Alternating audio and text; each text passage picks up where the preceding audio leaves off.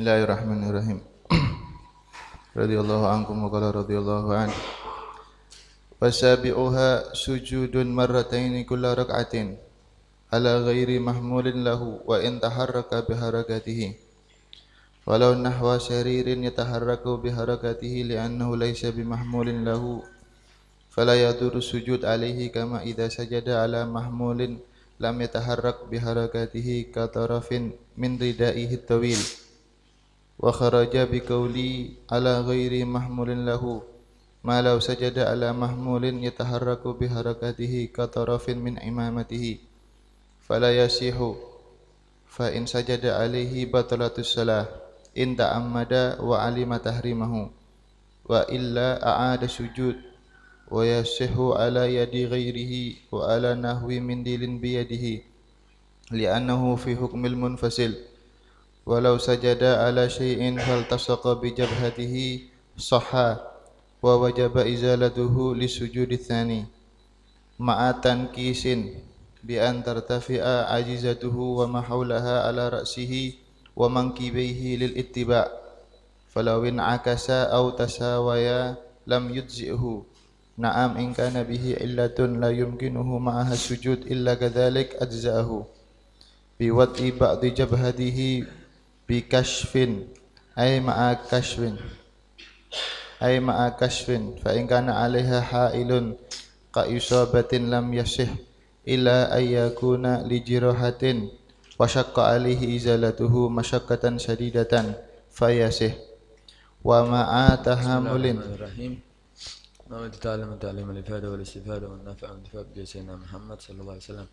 Wasabi'uha, dan yang ketujuh daripada arkanus salah. Sabi'u arkanis salah.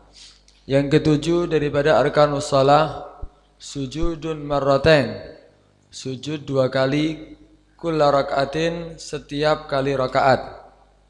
Ala ghairi mahmulin lahu, sujud di atas selain mahmul, selain yang dibawa lahu lil musalli, bagi orang yang salat. Wa in taharraka biharakatihi, walaupun sujud terhadap sesuatu yang tidak dibawa tadi bergerak dengan gerakan orang yang salat. Walau nahwa saririn, walaupun semisal sarir, ranjang, yataharraku, yang bergerak biharakatihi, dengan gerakan dirinya orang yang salat. Kenapa? Li'annahu laisa bimahmulin lahu, karena sungguhnya itu sarir laisa bimahmulin lahu, bukan termasuk yang dibawa lahu lil musalli, fala yadurru sujud alaih, maka tidak bahaya sujud di atas itu sarir. Jadi ini yang ketujuh daripada arkanus shalah, yaitu apa? Sujud dua kali. Kenapa sih kok di sini beda dengan arkan yang lainnya?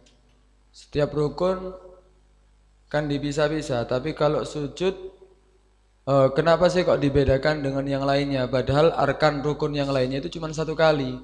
Tapi kenapa kok sujud kok sampai dua kali?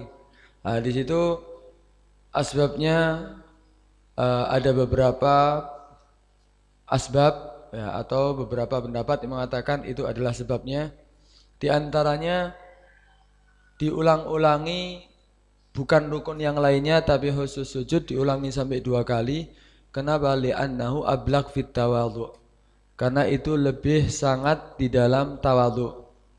Ketika sujud berarti dia meletakkan anggota yang paling mulia bagi orang yang sholat tadi, diletakkan di tempat yang paling hina, yaitu tanah yang diinjak-injak oleh manusia. Itu sangat tawadhu, sangat merendahkan diri. Karena itu diulangi dua kali. Untuk Allah subhanahu wa ta'ala, dia meletakkan adalah dua kali. Itu diantara salah satu penyebabnya. Yang kedua, karena ada yang mengatakan ketika Rasulullah naik Isra Mi'raj, ketika Allah mengenaikkan Nabi SAW, ketika bertemu dengan Allah, fagama, dia berdiri, kemudian dia rukuk, kemudian dia sujud. Sujud ini berarti dia telah melaksanakan nihayatul khidmah. Berarti dia telah khidmat dengan puncaknya, yaitu meletakkan anggota yang paling mulia di hadapan Allah di bawah. Akhirnya Allah Subhanahu wa taala memberi izin kepada Nabi untuk duduk. Ketika memberi izin kepada Nabi untuk duduk, Nabi sujud kedua kalinya. Setelah dia duduk, Nabi sujud kedua kalinya. Untuk sujud yang kedua ini syukran lahu, karena syukran ala istikhlasi iyahu, karena Nabi merasa bersyukur. Merasa bersyukur, kenapa? Karena Allah memerintahkan dia untuk duduk, memberikan apa yang dia inginkan. Atau yang ketiga, karena alasan li'anna syari', karena syariat itu ketika memerintahkan untuk kita berdoa, kemudian Allah memberi kabar bahwa doanya dikabulkan ketika dia sujud. Aqrabu ma yakunul abdu bainahu wa baina rabbih wa huwa sajid. Paling dekatnya seorang hamba kepada Tuhannya itu paling dekatnya seorang hamba dengan Tuhannya yaitu ketika dia sujud. Karena itu doa di saat dia sujud mustajab. Dan Allah memberitahu bahwa haqiqun bil ijabah, pasti akan dikabulkan. Akhirnya Rasulullah sujud yang kedua kali syukran lahu, karena merasa bersyukur diterima daripada doanya ketika sujud. Sebagaimana jika ada seorang raja, kan biasanya kalau ada seorang di hadapan raja, dia kan merundukkan kepalanya, atau mungkin bahkan ya sebelum Islam ada mungkin mereka sujud di depan rajanya, meminta sesuatu kepada raja. Kemudian ketika raja mengabulkan, disuruh berdiri sama rajanya, kemudian dikabulkan. Setelah dikabulkan, pasti orang yang dikabulkan daripada permintaannya, dia sujud yang kedua kalinya untuk berterima kasih. Sama. Jadi ketika dikabulkan permintaannya, sujud yang kedua kalinya. Kenapa? Merasa bersyukur kepada yang memberi. Itu diantara alasannya. Yang ketiga ada yang mengatakan irghaman lisyaitan, membuat pegel setan. Ya, karena membuat pegel setan. Karena diriwayatkan dalam kitab Muslim, ya Sahih Muslim, dikatakan idza qara'a ibnu Adam as-sajdah. Jika ini permasalahan sujud tilawah, jika membaca anak Adam, maksudnya anak manusia, as-sajdah, surat yang ada sajdahnya, fasajada, kemudian itu orang anak manusia tadi sujud, i'tazala syaitan, maka setan tadi menyendiri, yabki, kemudian menangis itu setan sambil berkata wa yaqulu ya wailata, celaka, umira ibnu Adam, diperintahkan ibnu Adam anak manusia bisujud, untuk sujud, fasajada, maka mereka nuruti daripada perintah Allah, sujud, falahul jannah, maka dia ibnu Adam mendapatkan surga. Walia, akan tapi aku umirtu bisujud, aku diperintahkan untuk sujud, fa'asaitu, maka aku bermaksiat, tidak nuruti perintah Allah. Ketika setan diperintahkan untuk sujud kepada Nabi Adam, tidak mau, aba wastakbar, malah sombong. Akhirnya menjadi makhluk yang dilaknat oleh Allah Subhanahu wa taala sampai hari kiamat. Faliyanar, akhirnya aku mendapatkan neraka. Nah, ketika kita sujud itu kita membuat nangis setan. Ya, karena itu ulangi 2 kali. Ada yang mengatakan seperti itu. Walhasil di situ wasabi'uha sujudu marratain. Sujud 2 kali. Kenapa kok dijadikan 1 rukun? Kenapa kok dijadikan 2 rukun? Wasujudu, ya, wasujudu yang kedua ya, sabi'uha as-sujud. Masalah saminuha as-sujud. Kenapa tidak jadikan 2 kali? Kok dijadikan 1 kali? Sujudun marratain. Ini karena litihadil jenis, karena sama. Bentuknya sujud yang pertama dengan sujud yang kedua sama, tidak ada perbedaan. Sama, tidak ada perbedaan. Karena itu dijadikan 1. Seperti rukun. Sebagian ulama menjadikan rukun 1 kali tok. Tapi sebagian ulama menjadikan rukun setiap menjadikan tumak nina. Menjadikan tumak nina itu 1 rukun. At-tumak nina tu fir ruku wal i'tidal was sujud wal julus baina sajdatain. Jadikan satu rukun. Sebagian ulama menjadikan satu rukun. Kenapa? Karena sama tumaknina yang pertama, kedua, dan ketiga, dan keempat sama. Tidak ada perbedaan. Ini juga sama. Ketika sujud 2 kali tidak ada perbedaan. Sujud yang pertama dengan sujud yang kedua sama. Karena itu dijadikan satu rukun. Wasujudun marratain. Yaitu sujud 2 kali. Kulla rakaatin. Setiap rakaatnya. Sujud 2 kali setiap rakaatnya.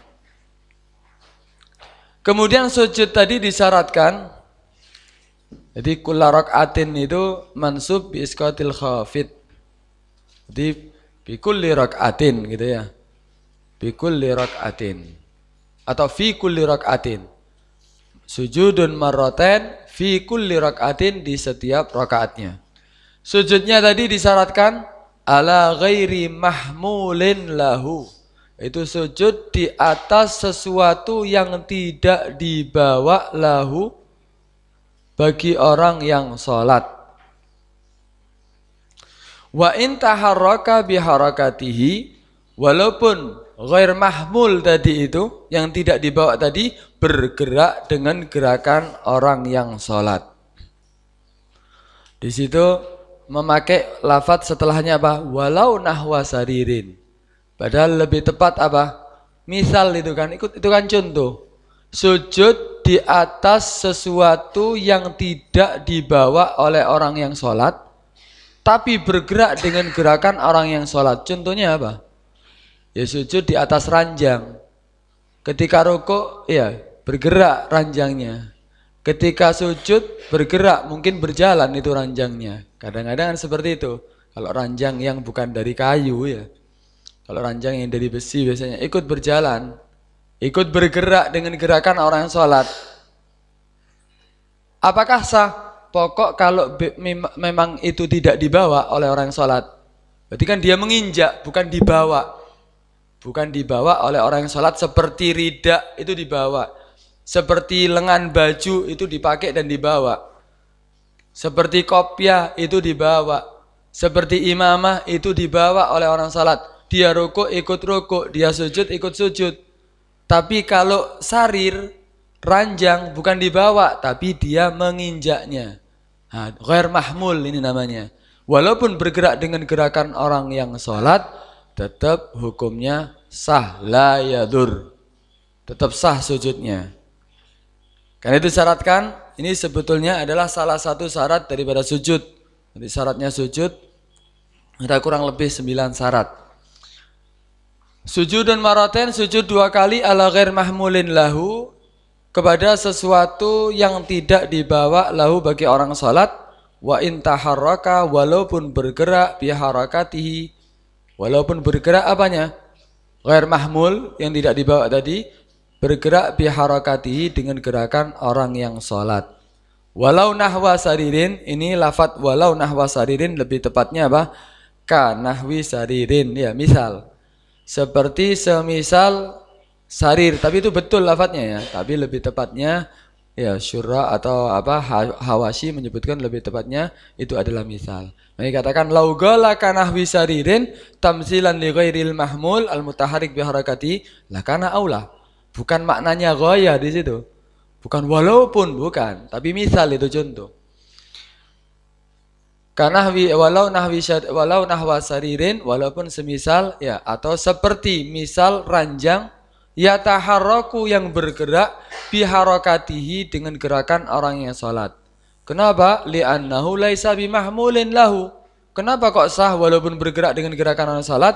Karena bukan mahmul, bukan yang dibawa lahu bagi orang yang salat.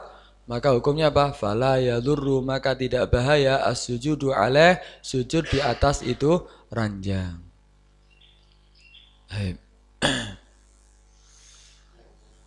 Kemudian wa kharaja biqauli, dan keluar daripada perkataanku, kata Fathul Mu'in, keluar daripada perkataanku. Kan tadi dikatakan ala ghair mahmul, wa kharaja biqauli ala ghairi mahmulin lahu, dan keluar daripada perkataanku ala ghairi mahmulin lahu, yaitu sujud di atas sesuatu yang tidak dibawa bagi orang yang sholat. Malau yaitu apa? Fa'ilnya kharaja. Malau sajada, yaitu seandainya sujud ala mahmulin, di atas sesuatu yang dibawa. Yataharraku, yang mana bergerak, itu sesuatu yang dibawa tadi. Biharakatihi, dengan gerakan orang yang sholat. Contohnya seperti apa? Katarafin min imamatihi, seperti ujung daripada imamahnya. Hukumnya gimana kalau sujud di atas sesuatu yang dibawa, yang bergerak dengan gerakan itu orang yang sholat? Fala yasihhu, maka hukumnya tidak sah sujudnya. Terus batal apa enggak? Fa in sajada alaihi, maka dia jika sujud di atas itu sesuatu yang dibawa dan bergerak dengan gerakan orang yang sholat, seperti taraf imamah tadi itu, ujung daripada imamah, batalatis sholatu, maka batal sholatnya. In ta'ammada wa alima tahrimahu, jika dia sengaja dan dia mengetahui keharamannya. Wa illa, kalau tidak sengaja dia sujud di atas itu sesuatu yang bergerak dengan gerakan orang yang sholat yang dibawa, atau dia tidak mengetahui keharamannya, maka sujudnya yang enggak sah. Wa illa a'ada sujud, maka mengulangi sujud kedua kalinya. Karena yang pertama tidak dianggap sujud. Jadi kalau seandainya contoh, ini rida ini dibawa, dipakai waktu sholat, berarti ini mahmul, berarti ini dibawa ketika sholat. Ketika dia mau sujud, imamah ini ya lepas dari sini, ya tapi tetap dibawa. Kemudian di tempat sujudnya dia sujudi, itu imamah. Dia sujud di atas ini apa? Rida. Sujud di atas ini rida. Ya apa hukumnya? Tidak sah. Kalau dia mengetahui keharamannya dan dia sengaja, maka hukumnya tidak sah sujud di atas rida ini. Kenapa? Karena ini mahmul, dibawa dan bergerak dengan gerakan orang yang sholat. Dia berdiri ikut berdiri, dia rukuk ikut rukuk, dia sujud juga ikut sujud. Atau taraf imamati, contoh taraf imamati jika ada adbah itu mungkin ya. Ada adbah, ini ada kuncirnya ini. Ini panjang mungkin. Ketika dia sujud, mungkin sujud di atas itu adbah. Kuncir daripada imamah. Juga hukumnya tidak sah. Atau juga sama contohnya seperti apa? Lengan bajunya. Lengan bajunya besar seandainya. Kemudian dia sujud di atas lengan bajunya. Sama, itu hukumnya mahmul. Faham ini ya? Karena dibawa oleh orang yang sholat. Beda nanti ada yang lainnya, contoh yang lainnya. Tapi di situ kadang-kadang ada ridak panjang. Ridaknya panjang ya. Ridaknya panjang. Jadi mulai dia berdiri tidak bergerak ujungnya. Panjang imamahnya, ujungnya yang tidak bergerak tadi disujudi. Dia berukuk, iktidal, sujud, tak bergerak. Kemudian dia sujud di atas itu ujung daripada imamah. Apakah tidak sah sujudnya? Sah. Kenapa? Tidak bergerak kok dengan gerakan yang salat. Walaupun mahmul. Berarti syaratnya dua. Mahmul lahu, kemudian yataharraku biharakati. Nah terus apa kalau seandainya ada orang salat duduk? Ini salat duduk. Kalau imamah ini saya taruh di depan. Kalau saya... Rida. Oh iya. Rida ya. Kalau seandainya saya salat sambil duduk. Rida ini ujungnya di tempat sujud. Ketika anak rukuk, ketika anak sujud, ketika anak berdiri, sholatnya sambil duduk. Berdiri, tapi sambil duduk sholatnya. Tidak bergerak ini ujung. Apakah boleh saya sujud di atas ini? Apa ini di atas ini rida? Di situ ada beda pendapat ulama. Ada pendapat ulama, ada pendapat Ibn Hajar dan ada pendapat Imam Romli. Kalau pendapat Ibn Hajar hukumnya sah. La yadur. Kenapa? Loh nyatanya sekarang bergerak atau tidak ketika saya sholat duduk? Ketika saya sholat duduk, tidak bergerak kok ini ujung imamah, ujung apa? Rida. Tidak bergerak. Kenapa? Saya sholatnya sambil duduk. Kalau saya sholat berdiri, baru ini rida akan ikut bergerak. Tapi sekarang saya sholatnya duduk. Kata Ibn Hajar, karena ketentuannya bil fi'li. Nyatanya bergerak atau tidak? Itu yang dibawa. Oh, tidak bergerak, berarti sah. Tapi kalau pendapat Imam Romli bil quwwah, bukan melihat kenyataannya, tapi melihat seandainya kamu sholat sempurna sambil berdiri, kira-kira rida ujung itu akan bergerak atau tidak? Oh ya bergerak, tapi sekarang kan tidak bergerak. Walaupun, kata Imam Romli, walaupun tidak bergerak ketika kamu sholat duduk, tapi seandainya kamu sholat berdiri akan bergerak, maka tidak sah sujud di atas sesuatu tadi yang dibawa. Ini perbedaan pendapat antara Ibn Hajar dan Imam Romli. Nah, di situ ala mahmulin yataharraku biharakatihi bil fi'li inda Ibn Hajar wa bil quwwati inda Imam Romli. Gambarannya gimana bil fi'li dan bil quwwah seperti tadi, salat sambil duduk.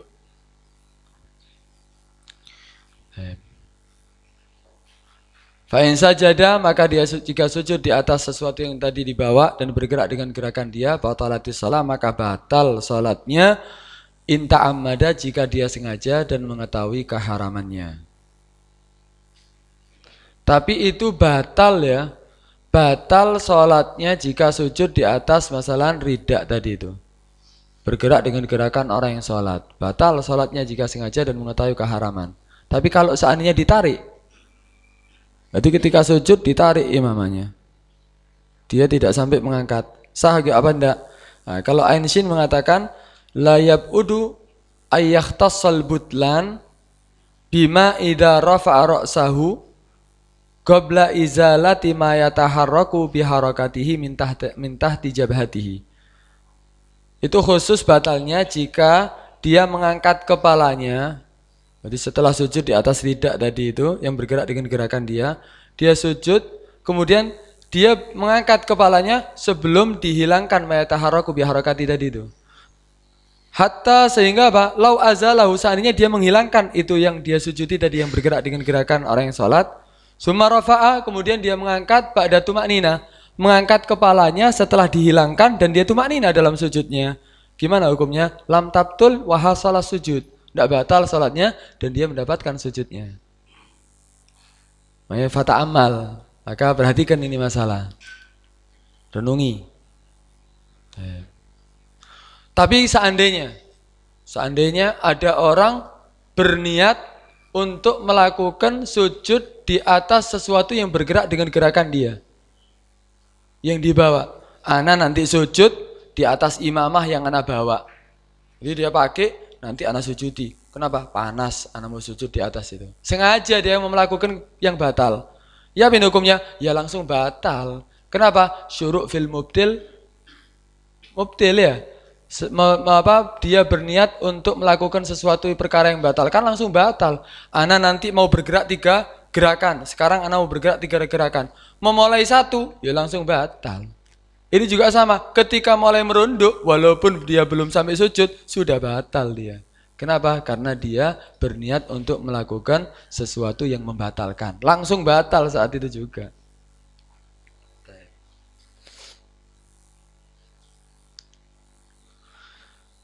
Kemudian wayasihu ala yadai ghairih. Nah, sekarang kalau seandainya dia sujud di atas tangan orang lain, gimana hukumnya?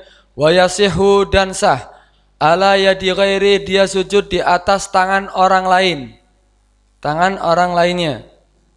Apa-apa, seandainya dia mau sujud, tangan nih dikena biasa ada yang softo kadang ya, disuruh ngambung tangannya masalah, disujudi tangannya. Sah apa enggak sujud di atas tangannya? Sah, ya. Sah. Bukan kenapa? Bukan mahmul lahu, bukan mahmul lil musalli, tapi tangannya orang. Wa ala nahwi mindilin biyadih, dan sah juga sujud di atas semisal mindil, sapu tangan tisu ya, biyadih di tangannya dia. Apa? Mindil, tisu ya di tangannya dia. Dia bawa tisu di tangannya. Kemudian ketika sujud ditaruh di tempat sujud, dia sujud di atas itu tisu. Apakah boleh? Apakah membatalkan? Tidak membatalkan. Ya sih, tetap sah sujudnya. Kenapa? Lah itu kan mutasil. Lah itu kan dibawa sama dia, ketika qiyam dibawa, ketika rukuk dibawa, ketika sujud juga dibawa. Kenapa? Li'annau fi hukmil munfasil. Karena itu dihukumi seperti munfasil. Walaupun mutasil, walaupun nyambung karena dibawa dengan tangannya dia, tapi dihukumi seperti munfasil, seperti terpisah. Faham ini ya? Karena itu sujud di atas tisu yang ada di tangannya atau mindil ataupun kayu kalau perlu. Dia bawa kayu sholat. Ya, dia ketika sholat bawa kayu. Ketika mau sujud ditaruh kayunya, sujud di atas itu kayu. Ya apa ini hukumnya? Sah. Ya, sah tetap. Walaupun batu ya. Walau sajada ala syai'in faltasaqa bi jabhatihi sahha. Oh ya, tadi masalah mindil ya, masalah mindil. Itu kan dibawa ya. Tadi kan permasalahannya wa ala nahwi mindilin biadihi di tangannya. Di tangannya itu dibawa atau diikat?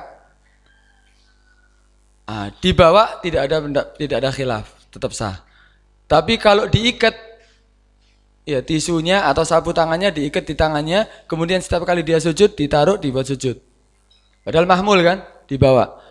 Itu di situ ada ulama yang mengatakan itu termasuk tetap dikatakan sah, walaupun wa in robatohu, walaupun diikat dengan tangannya. Ada yang mengatakan enggak, kalau robet diikat tidak sah. Di situ ada beda pendapat ulama. Ada beda pendapat ulama. Tapi kelihatannya pendapat yang lebih mu'tamad wa in robatohu, walaupun diikat dengan tangannya tetap sah sujud di atas itu tisu atau sapu tangan atau yang lainnya. Kemudian walau sajada ala syai'in faltasaqa bi jabhatihi sahha wa wajaba izalatuhu lis sujudi tsani. Dan seandainya dia sujud di atas sesuatu, faltasaqa maka menempel sesuatu tadi bijabhatihi di dahinya orang yang sholat. Hukumnya gimana? Sahha, sah. Tapi untuk sujud yang pertama ini. Untuk sujud yang kedua gimana? Wa wajaba izalatuhu, dan wajib menghilangkan itu sesuatu lis sujudits tsani, untuk sujud yang kedua. Seandainya ada kertas di bawah tempat sujudnya dia sujud. Ketika sujud mungkin karena dahinya berkeringat, nempel kan kertasnya? Nempel kertasnya di dahinya. Kemudian dia ingin sujud yang kedua, harus dihilangkan. Sujud yang pertama gimana? Sah, wong dia tidak sujud di atas sesuatu yang dibawa. Tapi ketika menempel sekarang, berarti membawa dia sudah. Berarti dia kertas tadi bergerak dengan gerakan orang yang sholat. Berarti sujud yang kedua harus dihilangkan. Kalau tetap sujud di atas itu sesuatu, berarti hukumnya apa? Sujud ala mahmulin yataharraku biharakati, maka batal salatnya. Wajib izalatuhu, maka wajib menghilangkannya untuk sujud yang kedua. Seperti juga apa? Kertas, sesuatu itu kertas atau seperti turab, debu tapi banyak. Sampai akhirnya dahinya semuanya penuh dengan tanah, pasir, saatnya sujud di atas pasir. Berarti ketika dia berdiri, dahinya tertutup semuanya dengan pasir. Untuk sujud yang kedua, berarti harus dihilangkan. Kenapa? Karena menghalangi daripada dahinya untuk dibuat sujud. Adapun jika tidak menghalangi, tidak disunahkan untuk menghilangkannya kecuali setelah selesai sholat. Jika tidak menghalangi. Kadang-kadang sujud, onok pasiri, bekas pasiri atau apa. Kalau memang tidak menghalangi, dahinya menempel ke bumi atau ke tempat sujudnya, disunahkan untuk menghilangkannya setelah selesai sholat. Bukan ketika sholat. Nanti ada pembahasannya itu. Ma'atangkisin. Sujud itu, ini termasuk syarat yang kedua sebetulnya. Ma'atangkisin. Bersama tangkis. Tangkis itu apa? Surahnya setelahnya itu. Ma'atangkisin bi'an tartafi'a ajizatuhu wa ma haulaha ala ra'sihi wa mankibaihi. Surahnya tangkis itu sekiranya terangkat ajizatuhu, pinggulnya, wa ma haulaha, dan yang di sekitar pinggul, ala ra'sihi, lebih terangkat dari apa? Di atas daripada kepalanya, wa mankibaihi, dan kedua pundaknya, kemudian juga wa kafaihi, kedua telapak tangannya. Kenapa? Kok kita diwajibkan tangkis? Lil ittiba, karena itu mengikuti Nabi. Kalau sebaliknya gimana? Falawin akasa, maka seandainya sebaliknya, berbalik. Seharusnya pinggul dan pantat semuanya lebih tinggi dan sekitarnya lebih tinggi daripada kepala dan pundak dan tangannya. Tapi dia enggak, in akasa. Kepalanya yang lebih tinggi daripada pantat atau sekitarnya, atau pinggul dan sekitarnya. Au tasawaya, atau sama, rata. Antara kepala dengan pinggulnya rata. Tidak lebih terangkat itu pinggulnya. Lam yudzi'hu, maka tidak mencukupi itu sujud. Naam. Ya katanya. Naam, in kana bihi illatun. Ya katanya jika ada apa bihi, jika ada bihi dengan itu apa? Hah? Ya, dengan orang yang salat tadi illatun ya. Bihi bil musalli illatun, ada penyakit. La yumkinuhu ma'aha as-sujud illa kadzalik. Tidak memungkinkan bagi dia apa bersama itu apa? Bersama itu illah as-sujud. Ma'aha ma'al illah as-sujud. Tidak bisa dia sujud illa kadzalik, kecuali kadzalik begitu. Tidak bisa dia sujud sempurna. Tidak bisa tangkis, sujudnya cuman sebatas dia bisa merunduk karena ada penyakit. Lam adza'ahu, maka mencukupi itu sujud. Apa perlu mengulangi lagi salatnya? Tidak perlu. Kenapa? Ada illah kok, ada penyakit kok. Lah kalau salat di atas masalah perahu, perahunya naik, tidak bisa dia meletakkan menjadikan pinggulnya dan sekitarnya lebih tinggi daripada pundak dan kepalanya. Gimana hukumnya? Ya kalau memang tidak tidak bisa. Dan tidak ada waktu di dalam waktu sholat tadi untuk supaya bisa sholat dengan sempurna, maka hukumnya dikatakan sah sholatnya tapi wajib i'adah. Kenapa? Karena udzur nadir. Karena itu udzur yang jarang. Karena itu tetap dia sholat tapi dia wajib mengulangi. Apa nunggu sampai waktu sempit? Ya, waktunya sholat sampai sempit, atau boleh di awal waktu? Nah, di situ ulama yang mengatakan sampai sempit waktunya. Atau walaupun awal waktu, kalau seandainya dia meyakini bahwa tidak ada waktu untuk sholat walaupun sampai akhir waktu, kecuali sholatnya seperti itu. Kecuali dia harus tidak ada tangkis tadi itu. Maka gimana hukumnya? Udah boleh sah sholatnya tapi wajib i'adah. Wajib i'adah karena udzur nadir.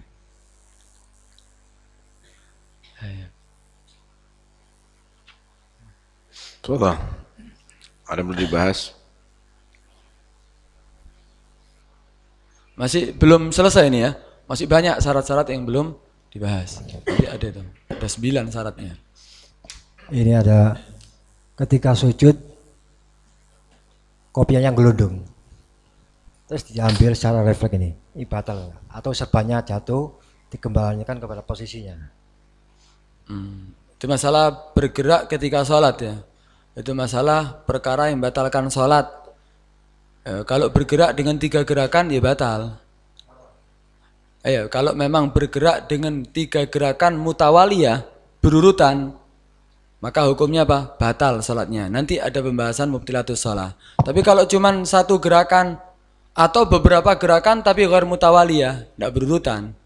Bergerak, diam. Kemudian bergerak lagi, diam. Tidak berurutan, maka hukumnya tidak membatalkan salat. Nah, kalau sudah jatuh, ya tidak usah dikembalikan. Makanya sebagian ulama ketika salat tidak memakai ridaknya, tapi taruh di bawah. Alasannya diantaranya itu, karena supaya tidak banyak gerakan ketika salat. Nanti jatuh, ribut, akhirnya tidak khusyuk. Yang itu sebagian ulama meletakkan di bawah. Walaupun sunnah sebetulnya meletakkan ya di atas lehernya itu. Ya. Jadi mau diambil mau nggak diambil boleh sebenarnya, asal gerakannya jangan mutawaliyah 3 kali gerakan. Nah kalau memang buat gerakan itu sampai 3 kali mutawaliyah ya jangan, batal nanti. Yang lain. Ini tadi masalah mindil dengan syai' yang yaltasik fi jabhatihi. Itu kenapa ilatnya itu kok harus dihilangkan? Seperti mindil itu kan boleh karena fi hukmil munfasil. Tapi kalau sesuatu tadi itu yang menempel kok harus dihilangkan. Ini ilatnya mungkin bisa dijelaskan. Ya. Tarik balik tak fi hukmil mutasil ya. Enggak, kalau mindil kan tadi kan boleh. Sujud Iya, mindiri. tapi kan fi hukmil munfasil. Iya. Kalau ini fi hukmil mutasil, kayak gitu tak. Ya seperti yang robatohu tadi itu kan dibawa terus. Khilaf itu robatoh itu. Rabatoh itu.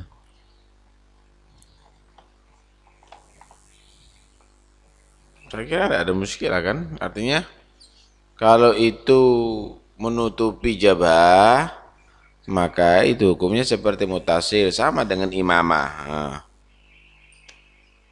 sama dengan imamah begitu loh.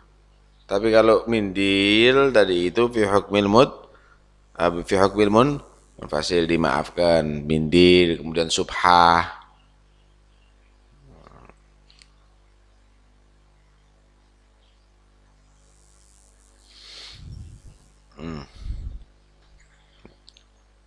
Udah nggak ada?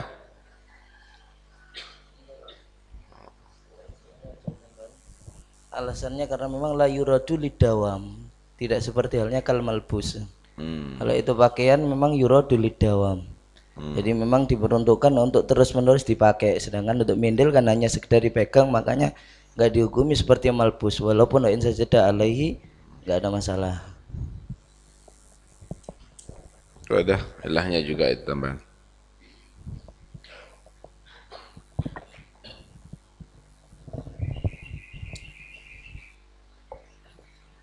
Saya menggarisbawahi batolat sholatuhu, batolatus sholah. Kenapa ini kok langsung batolatus sholah maksudnya? Yang mana Sebab itu? kalau Fatihah biasanya ya, kalau batal Fatihah kan diulangi lagi. Yang mana? Yaitu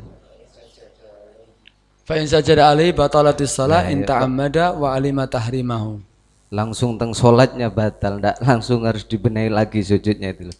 Lain kalau pembahasan Fatihah kan Fatihah kalau anu kan diulangi lagi itu loh maksudnya. Apa sir daripada sujud itu?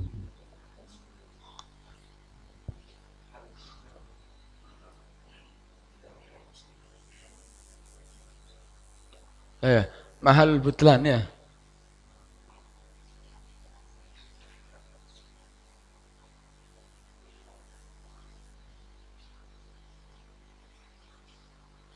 Kenapa kalau Fatihah wajib diulangi kan gitu? Apa? Iya kan sujud di atas sesuatu yang bergerak dengan gerakan orang yang sholat Kalau itu sengaja, kalau sengaja batal dan dia mengetahui keharamannya batal. Tapi kalau seandainya dia tidak sengaja, ya tidak batal. nah sekarang apa? Kalau Fatihah kalau sengaja tidak batal gitu. Dari mana? Biasanya kalau Fatihah lahan kan keliru diulangi. Nah kalau lagi. sengaja melahan, Ini jadi unsur dari sengajanya Kesengajaannya. berarti. lebih. Kalau sengaja melahan ya batal. Berarti Meskipun sama batal. dengan kalam itu kan? Oh iya iya.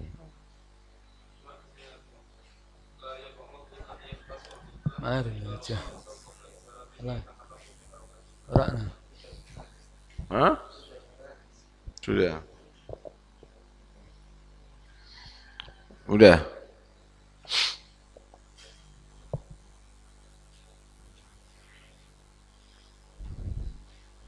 Nah, dengarkan.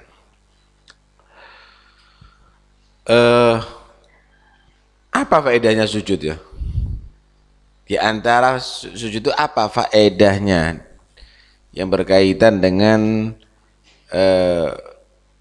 jismani kita?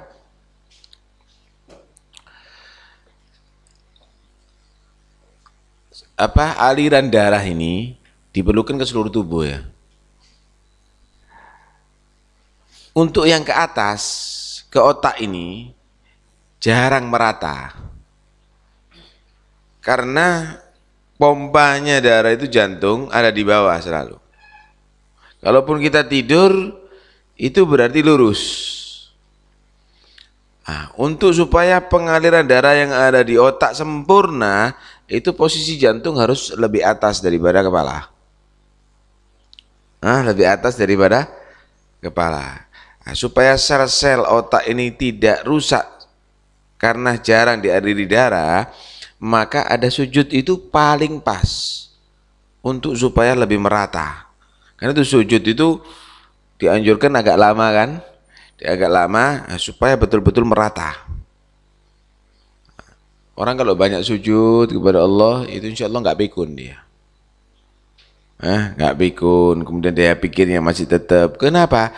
Karena seger semuanya, nggak ada yang ngelayu sel otaknya tadi itu, atau kering gitu. Nah, itu diantara daripada faedah itu sujud. Subhanallah ya. Ini akhir. Nah ya, kalau tidak ada pertanyaan, kita teruskan aja tafsir.